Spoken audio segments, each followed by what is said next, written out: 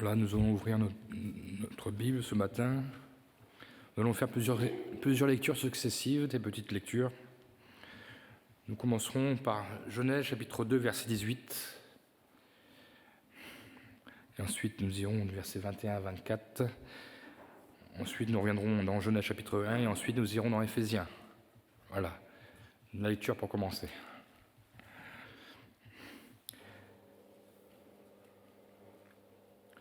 Donc, Genèse chapitre 2, verset 18. L'Éternel Dieu dit, « Il n'est pas bon que l'homme soit seul, je lui ferai une aide semblable à lui. » Versets 21 et 24 à 24. Alors l'Éternel Dieu fit tomber un profond sommeil sur l'homme qui s'endormit. Il prit une de ses côtes et reforma la chair à sa place. L'Éternel Dieu forma une femme de la côte qu'il avait prise de l'homme et l'amena vers l'homme. Et l'homme dit, « Voici cette fois celle qui ose mes os et chair de ma chair. » On l'appellera femme, parce qu'elle a été prise de l'homme. C'est pourquoi l'homme quittera son père et sa mère et s'attachera à sa femme, et ils deviendront une seule chair. Amen. Chapitre 1, verset 28. Dieu les bénit. Dieu bénit l'homme et la femme. Dieu les bénit. Genèse chapitre 1, verset 28. Je vais vous le lire. Dieu les bénit et Dieu leur dit, « Soyez féconds, multipliez, remplissez la terre et l'assujettissez, et dominez sur les poissons de la mer, sur les oiseaux du ciel et sur tout animal qui se meut sur la terre. » Amen. Éphésiens chapitre 5, nous lirons le chapitre entier, il n'est pas très long. Éphésiens chapitre 5, et ensuite nous lirons les 4 premiers versets du chapitre 6.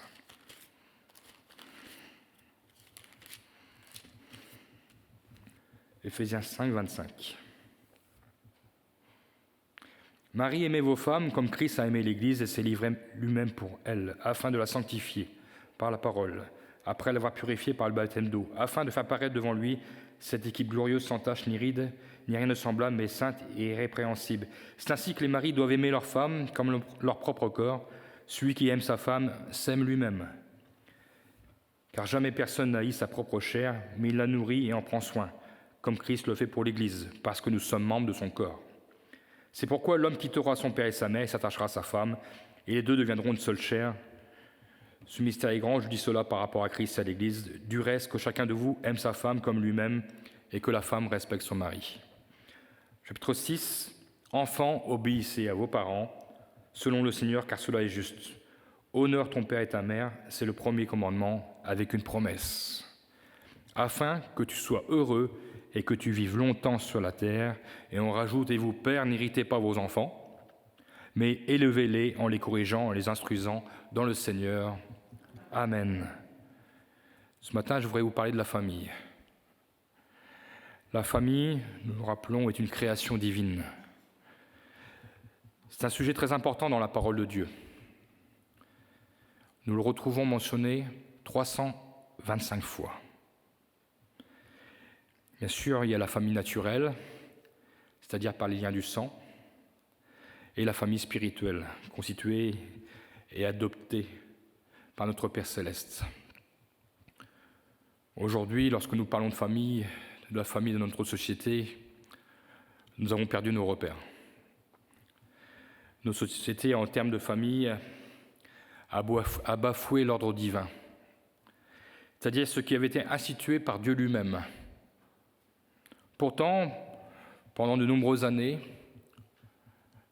la loi du pays, notre code civil, jusqu'en 2011, respectait la parole de Dieu.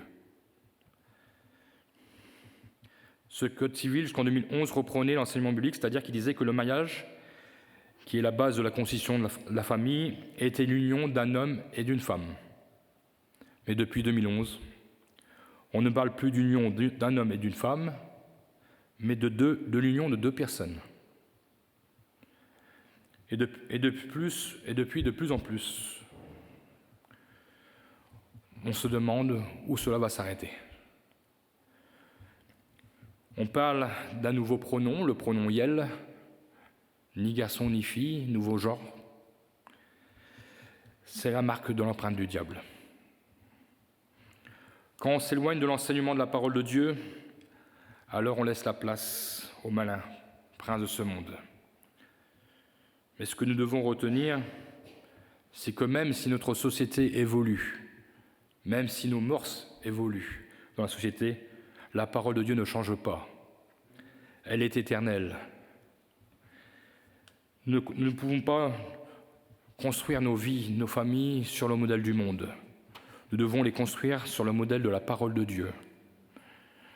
Dieu a créé l'homme, mais il n'a pas désiré qu'il reste seul. Il lui a créé une aide semblable à la personne de la femme. Il ne leur a pas dit de même, il ne leur a pas dit « Vous pouvez être ensemble, mais chacun vit sa vie de son côté ». Non, il n'a pas dit ça. Mais il leur a dit de former une unité, une seule chair.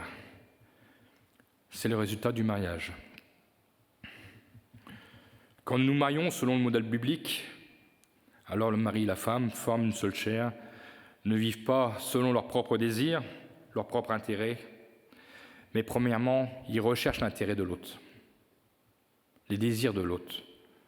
Et c'est l'amour qui provoque cela. Et par le mariage chrétien, c'est l'amour de Dieu qui nous remplit. Il y a un amour encore plus fort qui nous unit. Il y a l'amour de Dieu qui nous remplit. Et qui fait que cette union demeure solide. La parole de Dieu dit bien que l'homme ne doit pas séparer ce que Dieu a joint. Matthieu 19,6. L'amour qui nous unit nous fait comprendre l'autre, nous fait ressentir le besoin de l'autre et nous fait donc réagir par rapport aux besoins de l'autre.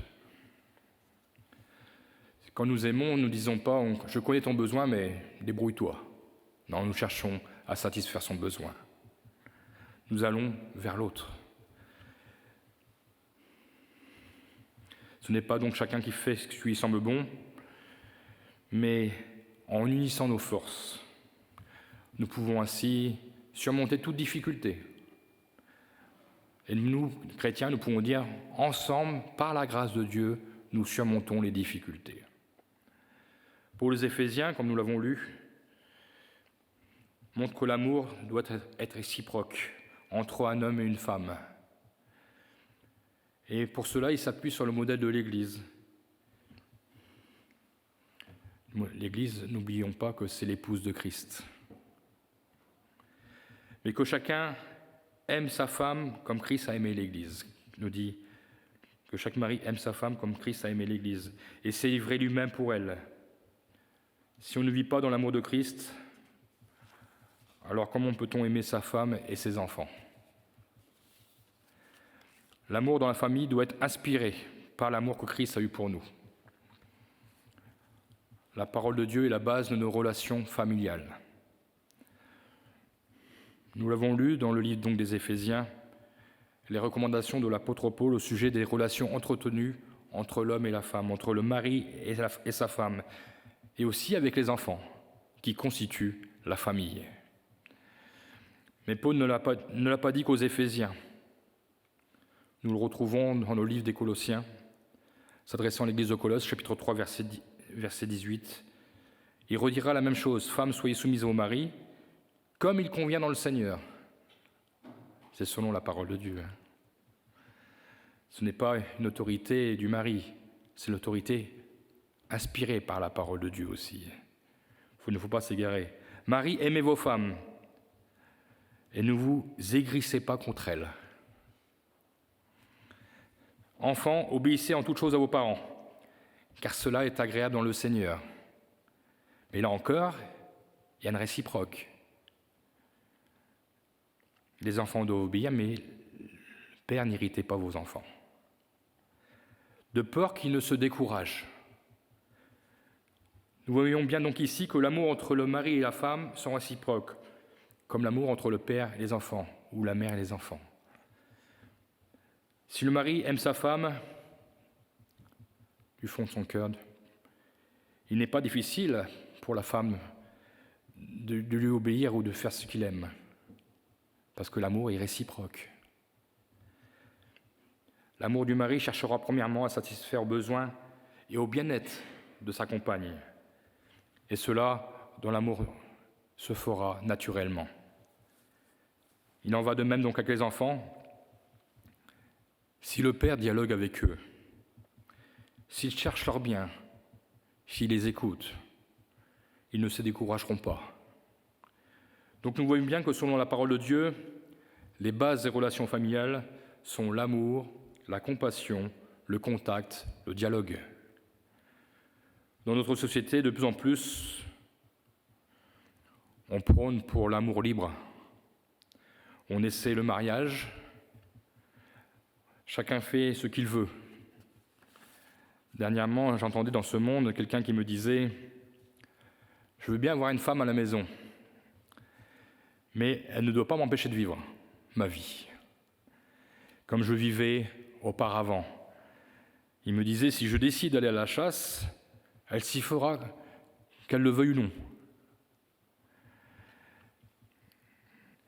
Et je lui disais donc à cet homme qui me disait ça, « Et si elle décide de faire ce qu'elle veut, est-ce que tu seras content? Est-ce que tu seras heureux qu'elle passe quelque chose avant toi? Ou quelqu'un avant toi peut-être ?» Elle n'était pas d'accord.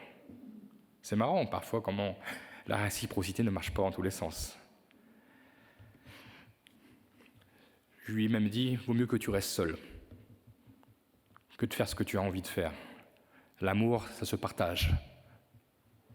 L'amour, parfois, peut demander des compromis, mais c'est un compromis qui ne nous coûte pas cher parce que nous aimons l'autre.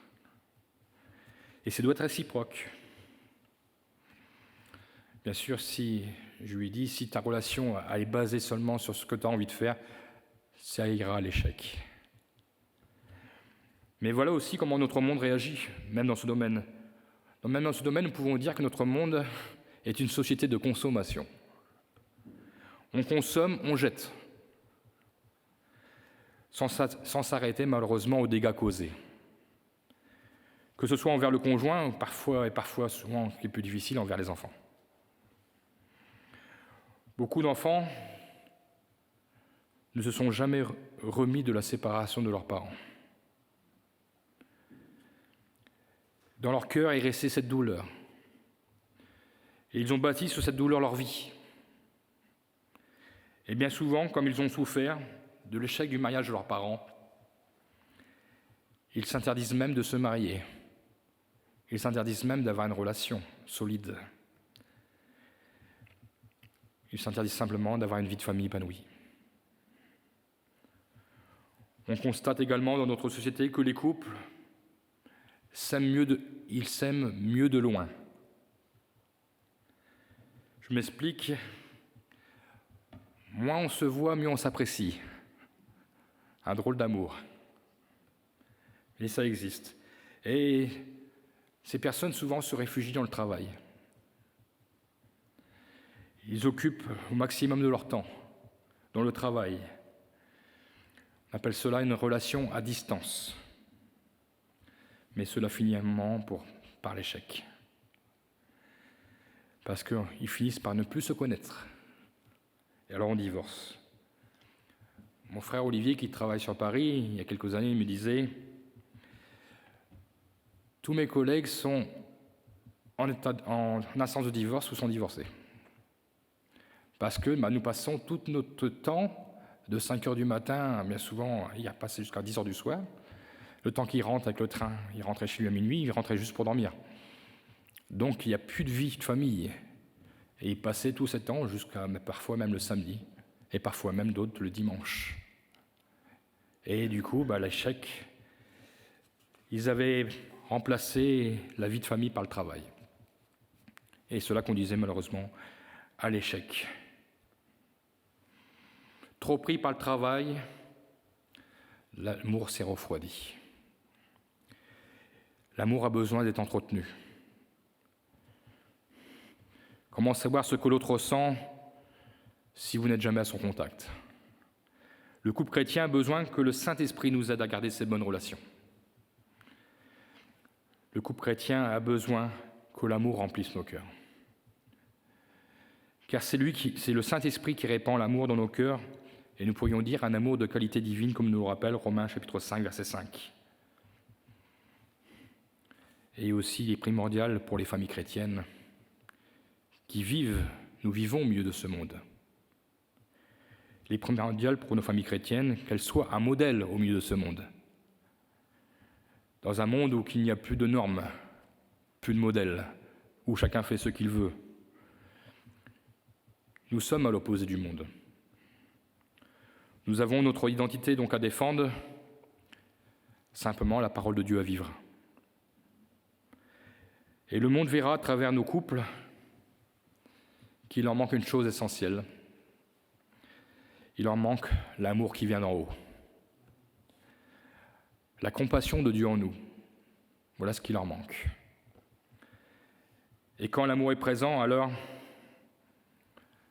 le Seigneur nous donne d'expérimenter sa bénédiction, souvent qui se traduit aussi par les enfants.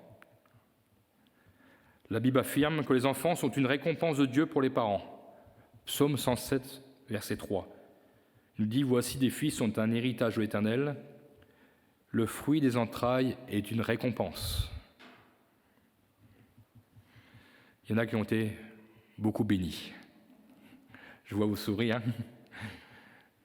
Mais c'est une grâce de Dieu d'avoir des enfants. Et je dirais qu'une récompense est faite pour apporter de la joie. Et nous devons prendre soin de la récompense de Dieu. Et là encore, nous devons demander conseil à Dieu. Remettre cet enfant, nos enfants, cette récompense entre les mains de Dieu. Une grâce de Dieu doit toujours être mise en valeur. Une grâce de Dieu doit être protégée. Nous avons un exemple dans la Bible, le père de Samson. Il dira dans Juge chapitre 13, versets 8 et 9, le père de Samson s'appelait Manoach. Il fit cette prière à l'Éternel, « Ah Seigneur, que l'homme de Dieu que tu as envoyé vienne encore vers nous et qu'il nous enseigne ce que nous devons faire pour que l'enfant qui naîtra. » La prière de Manoach sera exaucée. Il recevra, notamment sa femme, son épouse recevra un ange sans le savoir. Cet ange donnera les directives pour la bonne éducation de l'enfant qui va naître. Mais déjà, il boira une grossesse, parce qu'il lui dit de ne pas boire de vin. Ce n'est pas d'aujourd'hui qu'il y a ces bonnes recommandations, elles étaient dans la parole de Dieu. Et oui, mais il n'y a pas que ça, il y a l'éducation selon la parole ensuite. Le père de Samson avait compris que même avant la naissance, il devait se soucier de l'éducation de son enfant. Et lorsque nous demandons à l'Éternel, nous le savons, parce que nous l'avons expérimenté, Dieu bénit. Dieu aime les enfants, parce que souvent les enfants sont le ciment de la famille. Un enfant consolide l'amour dans le foyer. Et je dirais encore plus quand il est sous le regard de Dieu. La parole de Dieu nous montre de nombreux témoignages de familles qui malheureusement ont été détruites. Mais une gloire à Dieu et des familles qui ont été comblées de bénédictions. Voyons dans un premier temps comment la première famille de l'histoire a été détruite. Ils ont laissé le péché s'immiscer dans la famille. Dieu a créé la famille, mais le diable qui est rusé a cherché à la détruire. Et il est parvenu à ses fins. Adam et Ève ont préféré écouter la voix du serpent que la voix de Dieu. Première conséquence, ils se sont cachés de Dieu. C'est-à-dire qu'ils ont commencé à se priver de la présence de Dieu, à vouloir fuir la présence de Dieu, parce qu'ils ont eu peur. Ils fuient la face éternelle, et je dirais, on ne peut vivre heureux sans la présence de Dieu. Ensuite, Adam a rejeté la faute sur Ève. Il a accusé sa femme. Pas charitable amour d'Adam pour Ève. Et je dirais que ce n'est pas l'amour qui lui a fait faire dire cette révélation. Il s'était totalement dédouané de son épouse. Mais n'oublions pas qu'il a quand même goûté aux fruits défendus. Lorsqu'on s'écarte des voies de Dieu, nous laissons la place à la discorde. Nous voyons par la suite, ils seront chassés du jardin d'Éden et constitueront leur famille avec l'arrivée d'Abel et de Caïn. Malgré leur désobéissance, Dieu avait béni ce foyer. Mais nous constatons que par la suite, les deux frères avaient des comportements tout à fait différents. Abel était agréable aux yeux de Dieu, mais Caïn était plus attiré par la terre, par les fruits de la terre. Oui, il offrait une offrande à Dieu, mais elle ne venait pas du fond de son cœur. Ce n'était que du charnel. Alors la jalousie s'installera, et Caïn tuera son frère. Il a manqué l'amour de Dieu dans ce foyer, cela a été dramatique. Par la suite, Caïn fuira dans une terre éloignée, loin de ses parents. Les parents ont perdu Abel et perdront encore Caïn qui s'éloignera dans une terre éloignée, selon l'ordre de Dieu. La famille a été définitivement éclatée. Et je dirais que c'est la conséquence du fruit du péché et l'œuvre du diable. N'oublions jamais que le diable cherchera toujours, par tous les moyens, à détruire nos familles. C'est pourquoi, pour que nos familles soient unies, restent unies, il faut que le Seigneur y soit présent. Et il faut qu'il passe en premier. Cherchons en tout temps la face de Dieu pour nos familles, afin de faire le bon choix, prendre les bonnes décisions. Lot aussi avait choisi de partir vers l'abondance de ce monde. Il avait recherché son profit, ce qui était bon à ses yeux, ce qui frappait les regards, mais il a oublié l'Éternel. Et notamment, je dirais qu'il a oublié de faire l'éducation de ses filles, parce qu'il s'est retrouvé dans un contexte très défavorable à Sodome et Gomorrhe. Il est arrivé dans un monde perverti et corrompu. Ah oui, Lot a prospéré au milieu de cette ville. Mais la fille de famille a subi un sérieux échec. Vous pourrez lire la suite de l'histoire de Lot, mais ce n'est pas glorieux. Lot s'en est sorti, mais sa femme est morte et ses filles n'ont pas été des exemples. Les parents doivent toujours donner la priorité à la vie spirituelle de leurs enfants. Et cela dès leur naissance, si nous pouvons les éloigner de plus en plus loin du péché. Ce péché qui ronge le monde. Aujourd'hui, donc, comme je vous le disais tout à l'heure, le groupe d'instruction biblique a repris son activité. Prions pour les enfants, afin qu'ils gardent l'enseignement qu'ils reçoivent. Et je dirais, prions pour que d'autres enfants puissent se rajouter. Vous savez, les enfants racontent. Que les enfants racontent ce qu'ils entendent à l'école le dimanche, à l'école. Allez savoir si Dieu ne va pas travailler le cœur des enfants et nous ramener des enfants. L'enfant a besoin de Dieu. L'enfant a besoin de cet enseignement pour grandir spirituellement, mais aussi afin de se forger une forteresse face à ce monde extérieur qui est violent. Encourageons nos enfants, et je dirais, sachons aussi les écouter. Répondre à leurs questions. Ce n'est pas parce qu'ils sont des enfants qu'ils ne posent pas de bonnes questions. Et même si c'est une mauvaise question, il faut être à leur écoute, leur montrer leur importance. Sachons-le, ce qu'ils reçoivent dans leur jeune cœur germera un jour ou l'autre. Et nous prions pour que les enfants de l'école du dimanche du GIB deviennent des enfants de Dieu à part entière. C'est une certitude, ils garderont toujours dans leur cœur ce qu'ils auront reçu du Seigneur. Le Seigneur ne parle pas en vain. Peut-être qu'au fil du temps, les enfants, on a connu des enfants qui ont eu des moments difficiles dans la vie. Parfois, ils se sont éloignés de Dieu, parce que les parents se sont éloignés de Dieu. Mais la parole de Dieu est restée dans leur cœur. Et nous voyons, encore dernièrement, je me suis réjoui, j'ai vu un jeune qui est revenu à Dieu. J'étais pas au très peur, le principal c'est qu'il soit revenu à Dieu. Il a grandi, il a le travail, il l'a éloigné, mais il m'a dit « je suis revenu à Dieu ». Et ça, c'est la plus grande des joies. C'est toujours des bonnes surprises lorsque nous voyons des enfants que nous avons connus et qui ont grandi et qui reviennent à Dieu. Il n'y a pas de plus belle joie de voir que ce qui a été semé dans leur cœur à l'école du dimanche est resté. C'est pourquoi nous ne devons pas nous alarmer, parfois nous attrister. Ce qu'ils ont entendu restera dans leur cœur. C'est le Seigneur qui fait son œuvre. Après, nous prions, nous. Nous prions pour que le Seigneur se révèle.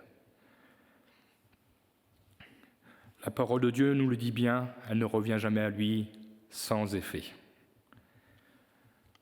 Nous avons dans la parole de Dieu d'autres exemples de parents, même parfois des mauvais exemples, comme Isaac et Rebecca.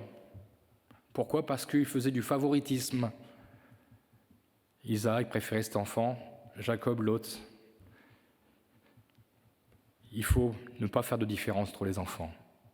Dieu les aime autant, donc nous devons les aimer autant. Et on voit aussi où cela a conduit. Voyons que Ésaü et Jacob, ils ont eu bien des soucis dans la vie. Ils se sont éloignés, mais gloire à Dieu, ils ont réussi à se pardonner. David aussi, lui, a fait une erreur avec son fils Adonijah. La parole de Dieu nous dit que ce fils était très orgueilleux. Aujourd'hui, nous dirions qu'il a été gâté par la nature. Il avait un beau physique. Mais il avait besoin d'apprendre l'humilité. Dans 1 Roi, chapitre 1, verset 5, verset 6, nous dit que son père, donc David, ne lui avait fait de sa vie aucun reproche. Et il rajoute, suite à cela, en outre, Adonijah était très beau de figure. On peut être fier de ses enfants. Nos enfants sont toujours les meilleurs du monde, les plus beaux. Mais nous devons savoir dire les choses quand il faut les dire. David avait manqué à son devoir. Il était frappé par ce qu'on voyait d'Adonijah. Et nous voyons que par la suite, Adonijah ne va pas faire de scrupules par rapport à son père. Il va même se proclamer roi à sa place. La gratitude de ce cher fils qui n'avait eu aucun reproche de sa vie.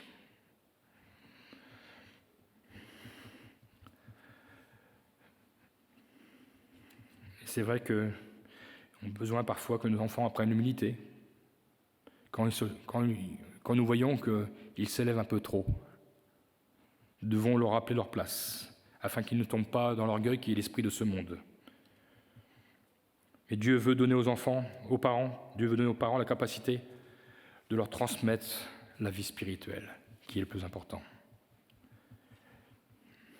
Mais pour cela, pour pouvoir transmettre aux enfants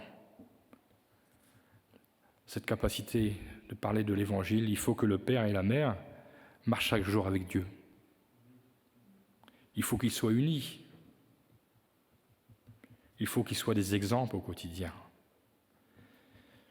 afin de pouvoir communiquer vraiment la vie de Dieu à chaque enfant.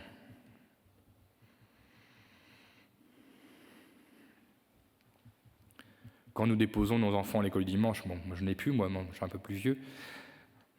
Maintenant on attendra les petits-enfants. Quand nous emmenons nos enfants à l'école dimanche, je pense qu'il est important de ne pas hésiter de leur poser des questions de ce qu'ils ont entendu, de ce qu'ils ont appris. Il faut que nous leur montrions que nous nous intéressons à ce qu'ils font, à cet enseignement qu'ils ont reçu.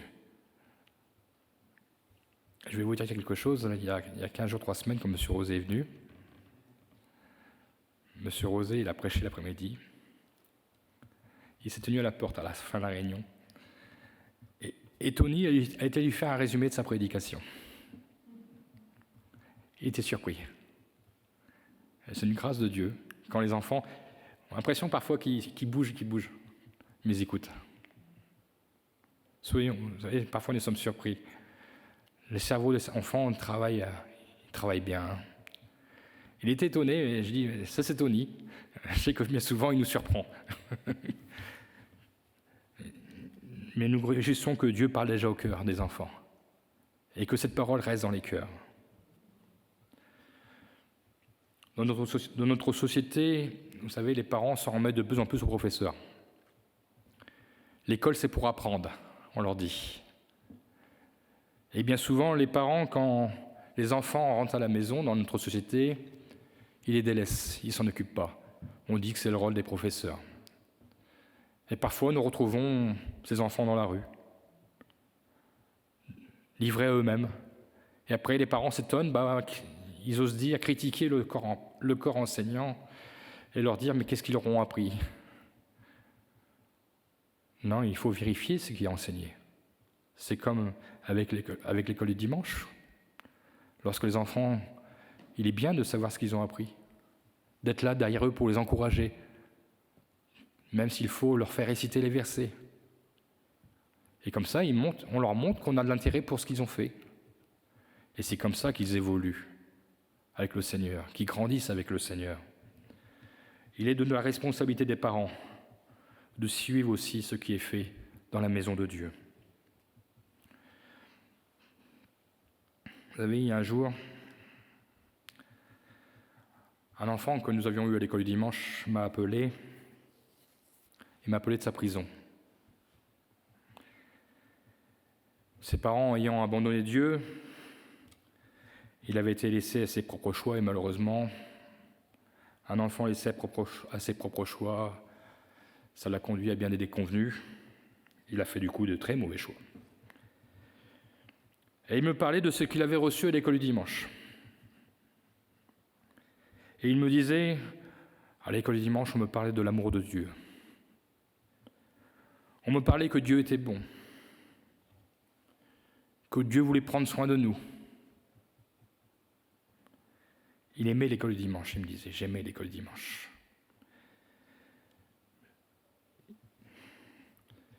Mais il redoutait une seule chose, c'est rentrer à la maison. Il dit, quand nous rentrions à la maison, après le culte, mes parents se déchiraient, nous frappaient sans raison. À l'église, nos parents faisaient apparence de bons chrétiens. Mais lorsqu'à la maison, la porte se fermait, ce n'était plus du tout la même chose. Le masque tombait. Et il me disait, on redoutait ce moment. Il nous disait, nous aurions tellement voulu ne jamais rentrer chez nous et rester à l'église. Parce que nous savions qu'à la maison, ça ne serait plus du tout pareil. Nous recevions des bonnes paroles à l'église, et arrivés à la maison, ils n'avaient plus le modèle. C'est un mauvais modèle. Et je crois que certainement pour cet enfant, les monitrices avaient accompli leur part de l'enseignement. Mais les parents n'ont pas pris leur responsabilité. Et c'est dommage, c'est ce qui a amené des souffrances par la suite. Je disais donc à ce jeune homme, on peut cacher aux hommes, même aux chrétiens, même à l'Église, notre véritable apparence. Mais on ne peut pas la cacher à Dieu. Dieu voit toutes choses. Un jour ou l'autre, tout est dévoilé. Et c'est ce qui s'est passé. Puisque malheureusement, aujourd'hui, ils ne sont plus là. La Bible nous révèle en la personne un bon modèle, un couple modèle, en la personne d'Anne et Elkana. Vous les connaissez, ce sont les parents de Samuel. Ce Samuel qui deviendra prophète. La parole de Dieu nous dit que tous deux étaient de fidèles adorateurs. Anne était une femme de prière et de jeûne. 1 Samuel, chapitre 1, versets 26 et 27, dira « Je suis cette femme qui se tenait ici pour prier l'Éternel.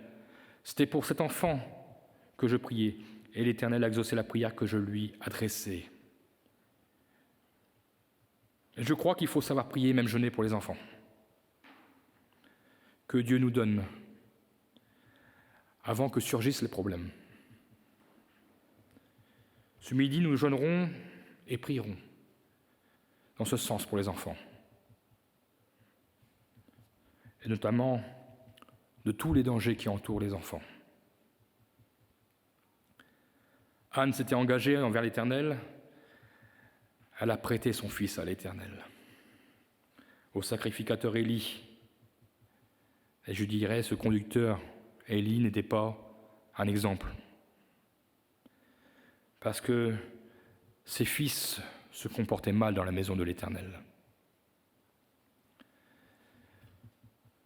Mais je crois que Samuel avait déjà reçu, avant d'être prêté à l'Éternel, le temps de son sevrage, l'éducation spirituelle qu'il avait besoin de ses parents. Parce qu'il grandira dans la maison de l'Éternel. Il ne partagera pas avec les fils d'Élie leurs péchés. Il sera intégré droit, même dès son jeune âge. Je crois qu'il a reçu une éducation solide de ses parents. Anne était remplie du Saint-Esprit, nous le voyons prophétiser au chapitre 2. Un cantique de réjouissance en l'honneur de l'Éternel. Et nous retrouvons Elkana, le papa, en bon père de famille. Il était chef de famille, mais il était également chef spirituel. S'accompagner de sa famille, qui montait à la maison de l'Éternel. Un pasteur Édouard Kowalski, disait « La première Bible que lit l'enfant, c'est la vie de ses parents. » Dans ce couple, Anne et Elkana, nous retrouvons l'harmonie. Entre le père et la mère s'ajoute le Seigneur. Quand le Seigneur est au centre du foyer, alors le foyer est béni. Et nous voyons les conséquences de cette éducation spirituelle dans la vie de Samuel.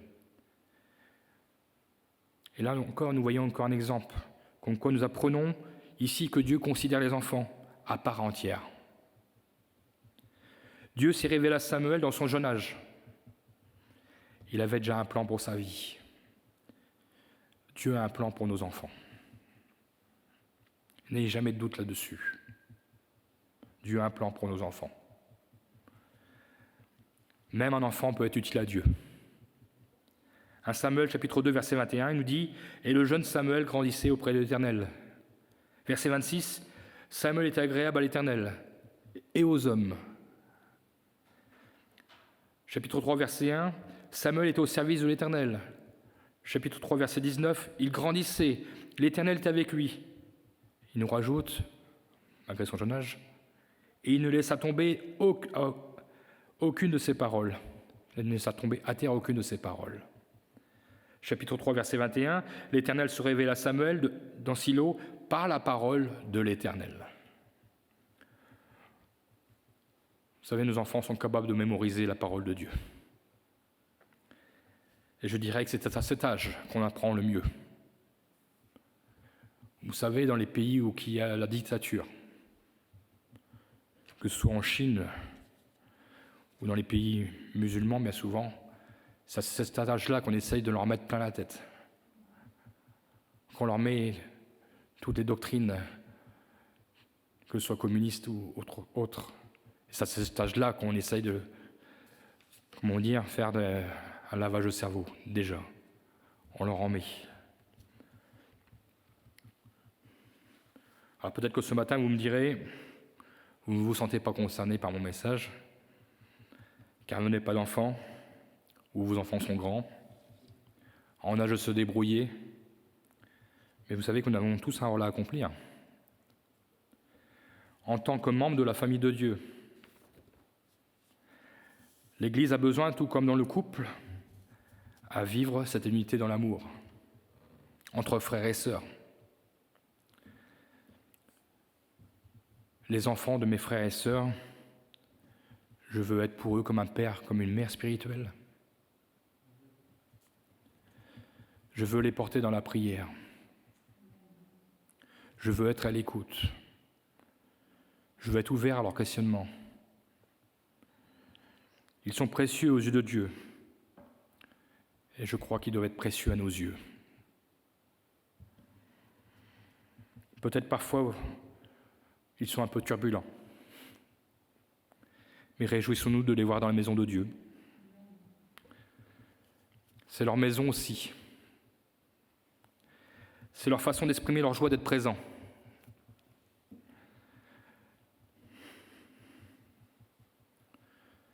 Et je crois qu'il est important de leur faire comprendre qu'ils ont leur place, qu'ils sont utiles à Dieu.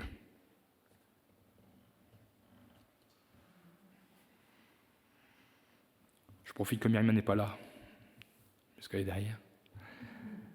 Vous savez, Myriam n'a pas eu d'enfant, mais quand elle a fait les colonies, combien d'enfants qui sont passés par les colos sont devenus pasteurs?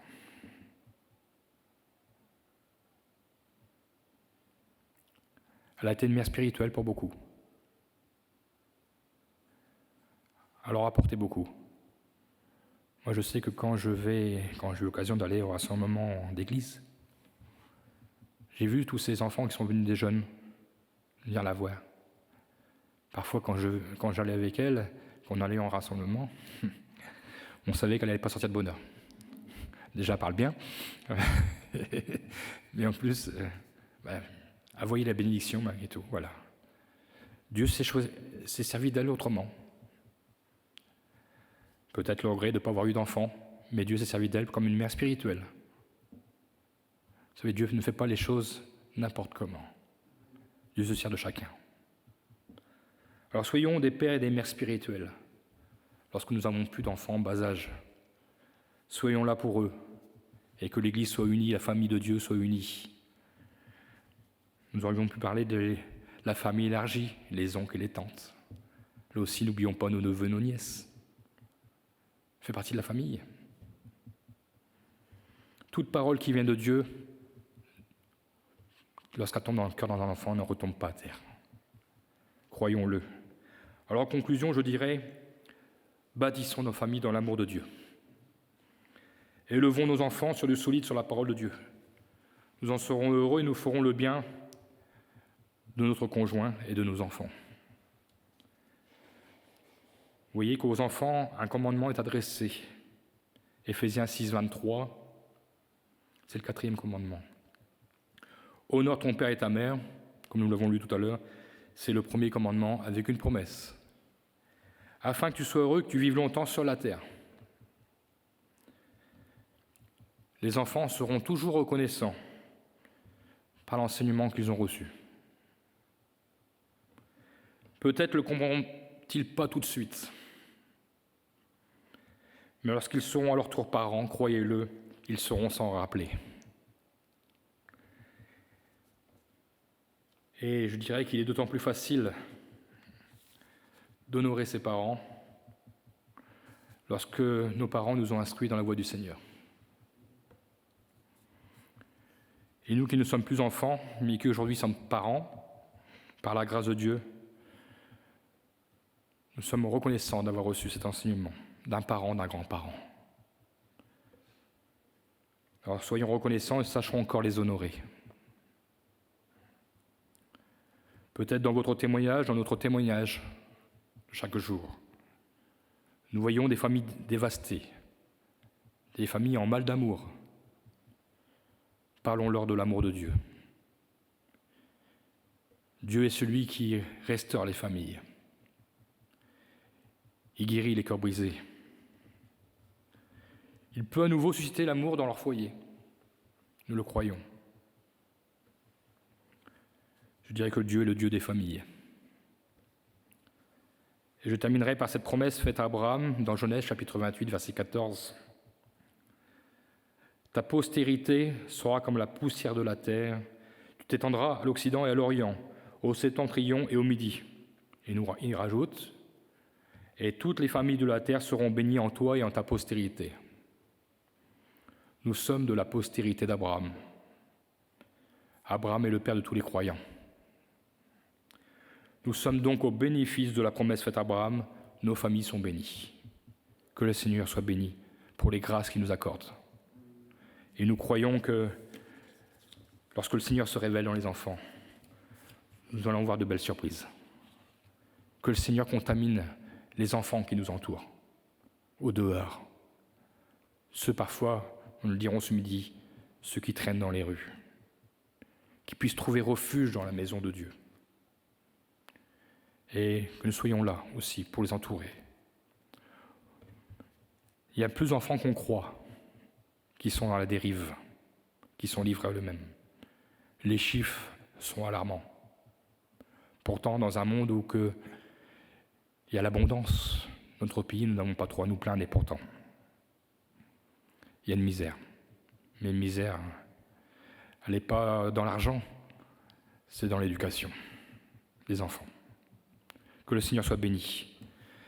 Merci Seigneur mon Dieu, parce que ce matin encore, tu nous apprends à avoir ce bel équilibre dans la famille. Oui Seigneur mon Dieu, nous sommes parents, tu as constitué la famille et tu nous as bénis par le mariage. C'est vrai, nous avons des devoirs envers l'un et l'autre, que ce soit envers le conjoint ou la conjointe, ou envers les enfants, ou que les enfants ont envers les parents. Mais Seigneur mon Dieu, cela doit se faire avec la parole de Dieu. À la lecture de ta parole, nous ne voulons pas avoir une vie d'apparence, mais une vie vraiment forgée sur ta parole. Oui, Seigneur mon Dieu, que nous soyons des exemples, pas seulement dans l'Église, mais chez nous, chaque jour au quotidien. Oui, Seigneur mon Dieu, que les enfants voient le reflet de ta parole dans nos vies. Merci, Seigneur mon Dieu, parce que tu es fidèle et bon. Merci pour l'exemple d'Anne et Elkana. Nous voyons les résultats lorsque nous appuyons sur toi. Oui, Seigneur, tu as béni abondamment. Et ce jeune Samuel est devenu prophète. Et a permis vraiment que ton œuvre, que des révélations soient faites au peuple, par sa bouche. Oui, tu t'es servi de lui, comme tu veux te servir de nos enfants. Oui, Seigneur mon Dieu, soyons reconnaissants pour les enfants que tu nous as donnés. Mais Seigneur, je veux te prier pour que d'autres enfants viennent. Qu'il y ait la joie en ta maison, même parfois si c'est turbulent, Seigneur mon Dieu. Qu'il y ait la vie des enfants. Oui, Seigneur mon Dieu, tu nous l'as dit, c'est une récompense de l'Éternel. Les enfants sont une récompense. Alors oui, nous voulons accueillir la récompense, Seigneur. Envoie-nous des enfants, envoie-nous des familles. Et Seigneur mon Dieu, que soyons bénis, nous sommes la postérité d'Abraham. Nous croyons que tu vas bénir ton peuple, tu vas bénir nos familles. Je te prie aussi, Seigneur mon Dieu, ce midi, pour toutes ces familles qui t'ont quitté. Attire-les à toi, Seigneur. Qu'ils se souviennent de l'abondance de ta maison, qu'ils se souviennent de la joie de ta maison, de la paix dans les cœurs dans ta maison. Seigneur mon Dieu, attire à toi, tu reviens bientôt. Oui, nous te prions pour nos familles qui se sont éloignées, pour nos bien-aimés qui se sont éloignés. C'est vrai, nous en portons le fardeau, parce que nous voyons le temps qui reviennent à toi. Oh Seigneur mon Dieu, fais ton œuvre et que ton nom soit glorifié. Amen.